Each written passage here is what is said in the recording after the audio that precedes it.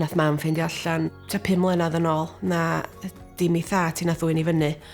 Oedd ei thad hi go iawn.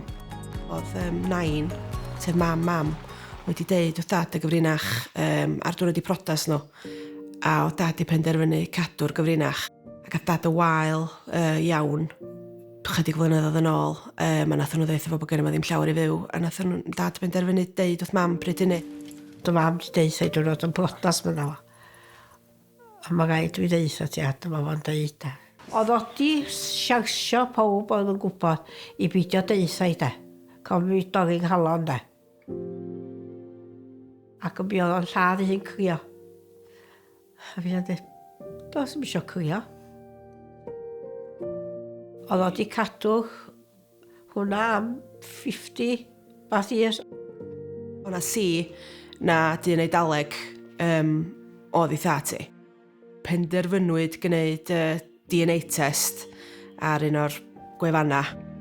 A ddoth y prawf yna nôl hefo bod mam yn, be oedd o, 48% Eidaleg, neu o Sicilian yn specific o'r Ynys Sicily. Gynnach chi ddipyn o stori? Dipyn o stori. Dipyn o stori, yn doedd. Da chi di chwilio ac yn amlwg wedyn di basio y drosodd i ni. A doedd o'n anodd yn doedd, oedd yr DNA di cyrraedd yn ôl, ac o'n byd pendant iawn, o'na neb agos iawn ag oedd. Na, o gathon ni hwnna bod fi'n hanner Cymraes a hanner... Ie, bron iawn yn hanner o Gymru a hanner o... Hanner Eidales. Yn anffodus, doedd y DNA ddim yn mynd â ni yn agos iawn at un unigolyn. Bysa'n gallu bod yn dad i chi. Ond mi ddoth ni'n agos iawn at berthynas gweddol agos, felly ar unig gychwyn yn fanno.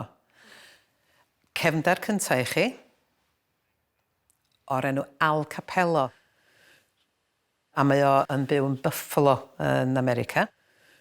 Efo'i help o, da ni wedi gallu creu coedan deulu i chi, o'ch teulu Eidalaidd. A mae o fama yn yr amlen. Da chi'n barod? Reit. Da ni'n barod. Ia. A dyma hi, eich coedan deulu Eidalaidd chi. Reit. Am ni drwyddi? Ia. Ia, oce. Felly, da ni'n cychwyn efo Al. Da ni'n cychwyn efo Al Capello. Mae o yn fan hyn, sef Al Capello. Dyma fo yn fan hyn. Felly, be nathon ni wedyn oedd edrych ar y blycha glas, yr dynion yn y teulu. A fel da chi'n gweld, mae gennym ni 1, 2, 3, 4, 5, 6. Felly mae un o'n nhw yn dad i chi. Ni aru ni sylwi wedyn bod na gysylltiad efo un o'r dynion yma. Achos mi ddudodd Al wrthon ni bod na un ohonyn nhw di bod yn garcharo'r rhyfal mewn rhyw le o'r enw Wales. Ia. Ia. A dyma pwy oedd o. Beth un yma? Ia. I enw fo oedd Salvatore Conti. A fo oedd di bod yn garcharo'r rhyfal yng Nghymru, yn Wales, fel y ddal yn dweud. Da chi glyfar. Yn anffodus, mae Salvatore wedi marw o bysa. Ond mi wnaeth o fyw nes bod o'n 96 oed. Naddo. A mi fydd farw yn 2017. Cool. Sa chi licio gweld llun o'n efo? O, ia. Ie, o reit. Chi, neu basio hwnna i chi. Mae'n debyg i chi. Ydy? Dwi'n gwybod pam bod fi'n upset. Waw. Yn dydy? Neill gada chi. A'ch troen chi.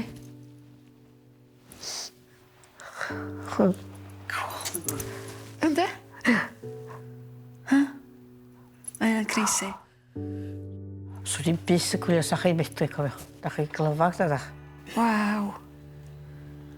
Lle oedd o'n byw ta? Be oedd ei hanes? Wel, mae gen i ddipyn mwy o hanes o. Oes. Ond neu adael chi, da chi'n cymryd pethau mewn un peth ar y tro, lle. Mi athon ni chwilio am wybodaeth am Salvatore yn amlwg. Ond ni oedd trio adeiladu rhyw fath o ddarlun o sut fywyd oedd o, be oedd o'n neud ac yn y blaen. Ma'ch cefndar Al wedi cadarnhau I fod o, bod Salvatore wedi mynd yn ôl I Sicily ar ôl cael ei ryddhau. Oedd o'n meddwl tua 1947, 48 o'r 'na. cyn mynd ar long i Ganada. Da ni wedi ffeindio un ddogfen ofnadwy o ddiddorol. Be di hi ydy rhestr teithwyr ar long o Southampton i Ganada. Dyma fo, Salvatore Conti. Cer ar draws, Sioned, i weld ei gyfeiriad o. A lle oedd ei gyfeiriad o pan oedd o'n mynd drosodd ar y llong. Glasryn fawr, chwilog. O, 1954. Reit. Felly, mae hwnna 6 mlynedd yn dydi, ar ôl i chi gael eich geni. Ia? Tybad be oedd o'n da yn chwilog. Dwi'n gwybod, na bod o'n gwybod, na. Di hwnna'n yn bell o'ch cartra chi, nag di? Na, di. Fwy na hynny, os na'n bwyntio allan fan hyn i chi gael cyfle jyst i edrych. Sbiwch, Salvatore Conti. A mi oedd na bobl o'r un cyfenwa yn teithio hefo fo. Wedi prodi. Mae yna enwa 2 ferch fach yn fanna. Chi ddwy chwaer, lle? Maria, ia? Lasmela. Pa fi ganwyd nhw? Ar ôl chi, lle do? Do. Oedd hi'n infant yn fan hyn.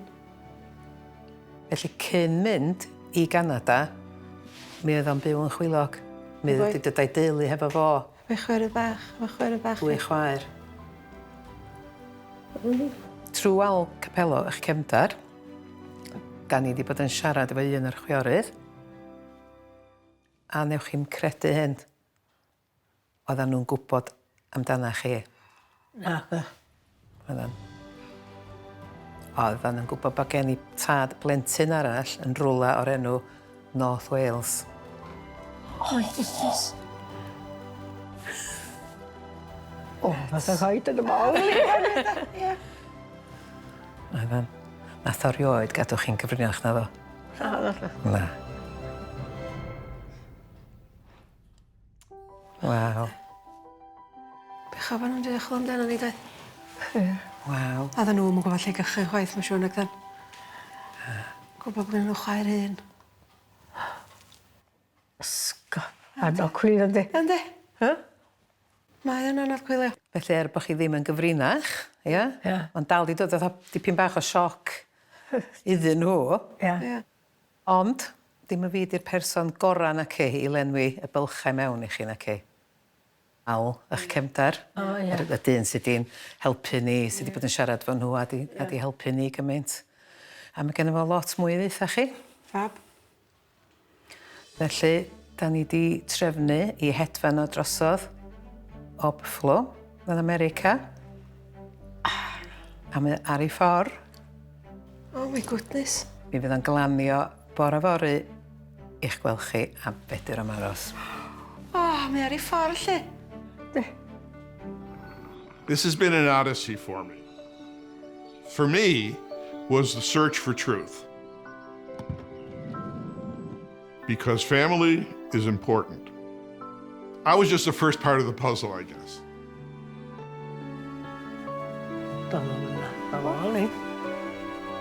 Hi, Anne. Hello, how are you? I'm fine. How are you? Fine. Better now.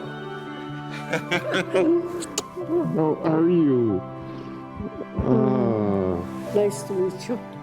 Good to meet you, too. Got a lot of questions for you. How are you? Cousin? Yeah, lovely Good to meet you. You too. Yeah, so I woke up today and it's sunny outside. Since I got here, all it's been doing is raining. I know. And, Sorry. and so this is great. So happy to meet you. So overjoyed. Never thought I could do this. I was happy to do it for you. Yeah, oh yeah. I'm glad I could play a very small part. The in massive this. parts. Well, you know, I didn't see it as that. I just saw it as a small part. But, you know, getting down to the truth is messy. And sometimes you got to rattle a few cages. When this all began, I called Lena in Italy, and I said, there's the possibility out there that there has been a child that's been born that may be related to your father. It was a shock to her system. And she goes, I really don't want to pursue this anymore. And I was kind of shocked. I couldn't understand why. I went and I tried to reason with her. I said, she's flesh and blood. We can't ignore her and hope that she's going to disappear. But this morning, reading my messages, there's a message there from Lena. She goes, she had mentioned that she would one day like to meet you in person. Oh. I said, that's wonderful. I will pass that on to her. And I think we're gonna make this happen. Okay. I have a couple of photos. This is Lena. This is my sister, She looks like you. half sister. Yeah. Your half-sister. I've always wanted a sister. And I was very jealous because I didn't have a sister. Well, you have I have two two sisters sisters, now. yeah. So we're not gonna leave you alone anymore. We're just gonna pester you now for the rest of your life. So you're stuck with us now. But I couldn't be happier at how everything is starting to shift. To family. To family. Yeah. New family. Yep. You're one of us now. You're one of us. I'm very One of honored the to be many. one of you. So you're part Capello, mostly Conti, Yeah, you're Hughes now as well. a Hughes. Hughes.